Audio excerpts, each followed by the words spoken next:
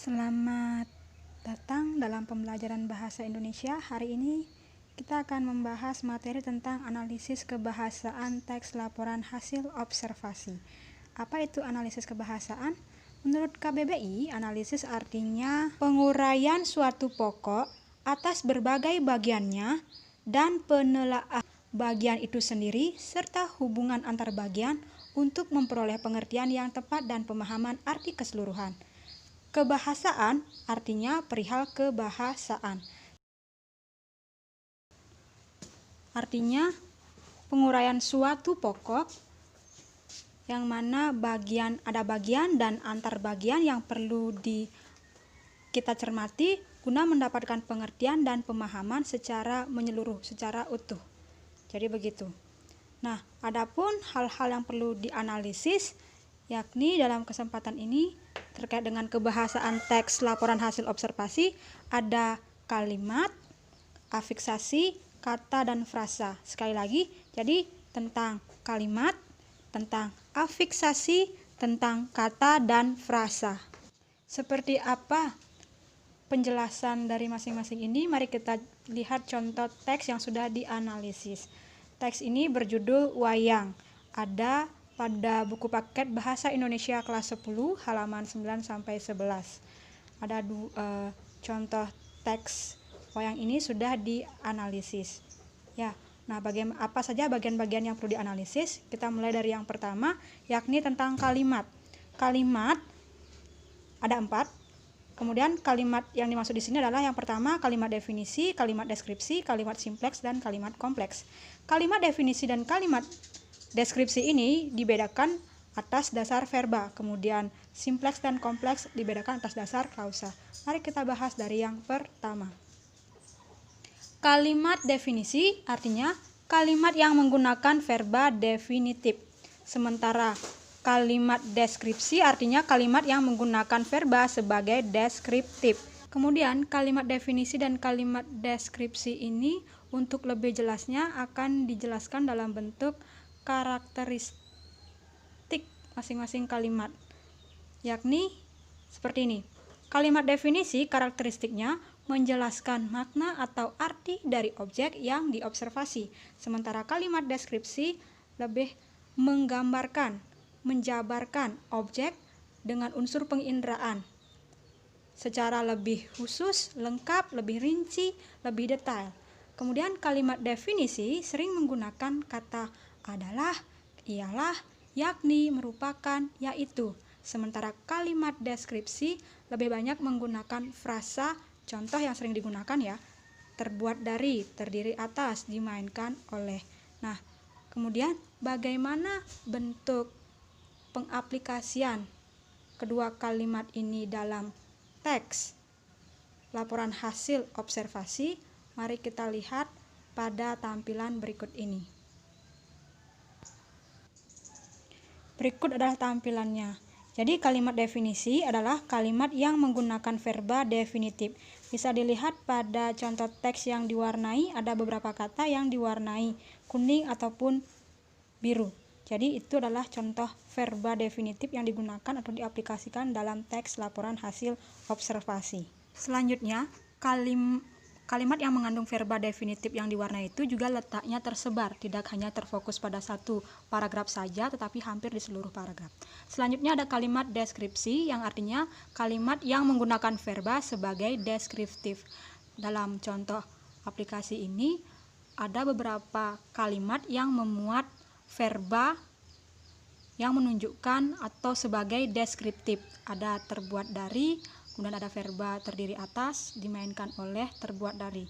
Ini menunjukkan adanya kalimat deskripsi untuk menggambarkan objek.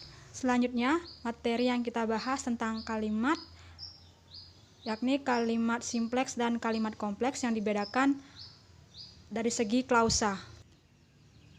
Dan kemudian, apa itu klausa? Klausa menurut KBBI adalah satuan gramatikal yang berupa kelompok kata, sekurang-kurangnya terdiri atas subjek dan predikat dan berpotensi menjadi kalimat. Beberapa contoh pola klausa yang diantaranya subjek predikat, SPO, SPOK, SPO couple, SP, atau keterangan subjek predikat. Nah, kalimat simpleks artinya apa? Kalimat simpleks artinya kalimat yang hanya memiliki satu klausa. Ciri-ciri lainnya yakni strukturnya sederhana, tidak ada kata penghubung, kemudian kalimatnya tunggal, hanya mengandung satu verba, dan sebutan lainnya adalah kalimat tunggal. Sementara itu, kalimat kompleks artinya kalimat yang memiliki dua atau lebih klausa. Kemudian ciri-ciri lainnya merupakan kalimat kompleks, ada kata penghubung atau konjungsi, dan dalam kalimat kompleks ada dua atau lebih verba. Seperti apa contohnya? Berikut adalah contoh analisis terhadap paragraf. Bisa ditebak mungkin yang mana merupakan kalimat simpleks, yang mana merupakan kalimat kompleks. Jadi sederhananya kalimat simpleks adalah yang berwarna biru dan warna lainnya adalah kalimat kompleks. Ini ada beberapa contoh kalimat lagi sebagai pembanding ya. Contoh kalimat pertama, ada beragam jenis topeng di museum ini. Kata ada adalah sebagai subjek. Beragam jenis topeng merupakan predikat, di museum ini merupakan keterangan. Jadi satu pola klausa, SPK. Ada juga contoh kalimat kedua. Seperti apa contohnya? Kelelawar merupakan hewan unik. Jadi kelelawar menduduki kedudukan sebagai subjek, merupakan adalah predikat, dan hewan unik merupakan pelengkap. Kemudian kalimat ketiga, kelelawar aktif pada malam hari tetapi tidur pada siang hari. Nah, kalimat ini bisa dilihat ada satu kata, yakni kata tetapi, yang menjadi konjungsi koordinatif, menunjukkan kesetaraan. Selain itu juga ada kemunculan unsur predikat, yakni kata aktif dan kata tidur. Kemudian ada juga keterangan pada malam hari dan pada siang hari. Jadi ada kemunculan dua klausa pada kalimat ketiga. Selanjutnya pada contoh kalimat keempat ada juga yang menunjukkan konjungsi koordinatif setara. Bunyi kalimatnya, dalam budaya modern, wayang berfungsi menghibur dan mendidik. Dalam budaya modern merupakan keterangan, wayang merupakan subjek, berfungsi predikat, menghibur pelengkap pertama dan mendidik pelengkap kedua, serta kata dan merupakan konjungsi koordinatif setara. Selanjutnya ada kalimat kelima. Baik, apabila dicermati, kalimat ketiga dan kalimat merupakan kalimat kompleks, menunjukkan kesetaraan, kalimat kompleks setara. Mengapa? Karena keduanya menggunakan konjungsi koordinatif. Nah, selanjutnya ada contoh kalimat kelima. Selanjutnya, jenis wayang yang lain adalah wayang golek yang mempertunjukkan boneka kayu. Bisa diamati lebih. Wayang golek yang mempertunjukkan boneka kayu merupakan bagian dari objek.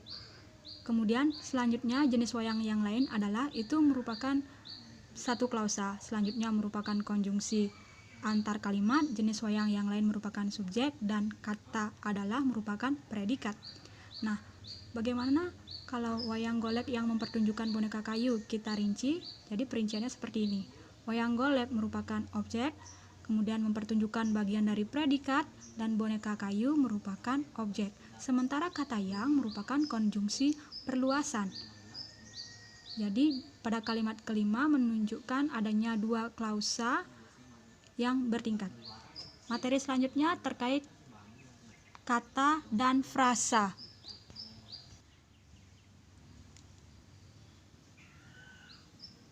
Frasa verba, frasa nomina. Tapi sebelumnya mari kita lihat perbedaan kata dan frasa. Kata itu dapat berdiri sendiri, sementara frasa tidak dapat berdiri sendiri. Frasa adalah gabungan kata, berbentuk penggabungan dua kata atau lebih, tapi tidak mengandung unsur predikat di dalamnya. Selain itu, frasa juga memiliki unsur diterangkan, menerangkan, sementara kata, karena terdiri atas satu kata, tidak memiliki unsur itu.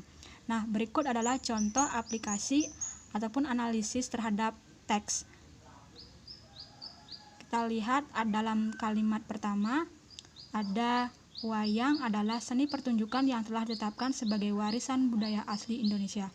Kata wayang merupakan nomina, kemudian adalah merupakan verba. Kemudian apabila kita amati kalimat kedua, UNESCO, kemudian ada kata menetapkan, ada frasa sebagai pertunjukan bayangan boneka tersohor berasal dari Indonesia. Selanjutnya pada kalimat ketiga, apabila kita analisis, ada kata wayang merupakan, kemudian ada kata warisan mahakarya dunia yang tidak ternilai dalam seni bertutur. Jadi yang menjadi perbedaan adalah kata terdiri atas satu kata, kemudian frasa terdiri atas beberapa gabungan kata atau kelompok kata.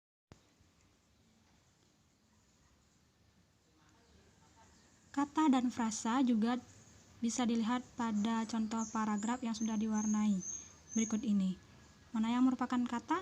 Ya, jadi yang merupakan kata adalah merupakan wayang dan kata ini. Sementara kata-kata lain ataupun disebut dengan frasa adalah di luar dari kata yang dilingkari. Yang termasuk frasa yakni semua jenis wayang di atas, kemudian bermanfaat sebagai, ada pada era modern ini, dan sebagainya. Berikut adalah contoh analisis terhadap frasa verba dan frasa nomina. Bisa dilihat ya, ada satu frasa verba, yang mana itu? Ya, sudah membagi, yang diwarnai. Kemudian sisanya kata disesuaikan, dibuat berarti adalah mengembangkan.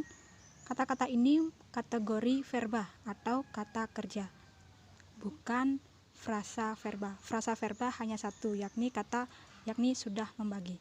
Kemudian frasa nomina contohnya adalah yang dilingkari. Ada para wali songo, penyebar agama Islam di Jawa, wayang kulit di timur, kemudian wayang golek, ada wayang yang menggunakan boneka kayu. Selanjutnya materi tentang afiksasi. Apa itu afiksasi? Menurut KBBI, afiksasi adalah proses atau hasil penambahan afiks, baik berupa prefiks, infiks, sufiks, konfiks pada kata dasar. Sederhananya, prefiks adalah awalan, infiks adalah sisipan, sufiks adalah akhiran. Kemudian, beberapa contoh kata dasar yang berubah setelah mendapatkan afiks atau imbuhan. Ada kata dasar isap mendapat imbuhan menasal menjadi mengisap. Kemudian, apabila kita lihat lagi beberapa contoh lainnya, ada kata susu setelah mendapatkan afiks menasal dan akhiran i menjadi menyusui. Ada kata dasar takut setelah mendapat konfiks menjadi menakutkan. Klasifikasi juga setelah mendapatkan konfiks berupa awalan dan akhiran berubah menjadi mengklasifikasikan. Jadi yang menjadi fokus dalam analisis kategori afiksasi adalah bagaimana bentuk perubahan kata dasar setelah mendapat afiksasi, setelah mendapatkan afiks. Ya, contoh lainnya adalah pada kutipan paragraf berikut. Ada kata terdapat, berwarna, sejenis, pertunjukan, serupa, dan sebagainya merupakan contoh kata berimbuhan. Ya, jadi demikian. Secara umum, analisis terhadap teks bisa dilakukan dengan melihat 4 aspek, yakni kalimat, afiksasi, kata, dan frasa. Untuk lebih jelasnya, ini ada sebuah teks. Anak-anak bisa coba analisis dari segi kebahasaan, baik bagaimana kalimatnya, baik definisi, deskripsi, simpleks dan kompleks. Juga bisa analisis afiksasi, kemudian analisis kata dan frasa di dalam teks ini. Teks yang Ibu contohkan ini berjudul Klasifikasi Terumbu Karang, merupakan teks laporan hasil observasi yang sudah Ibu edit bersumber dari Wikipedia.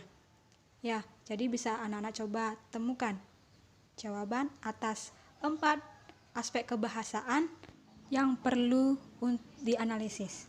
Demikian anak-anak, sampai jumpa pada materi selanjutnya. Terima kasih.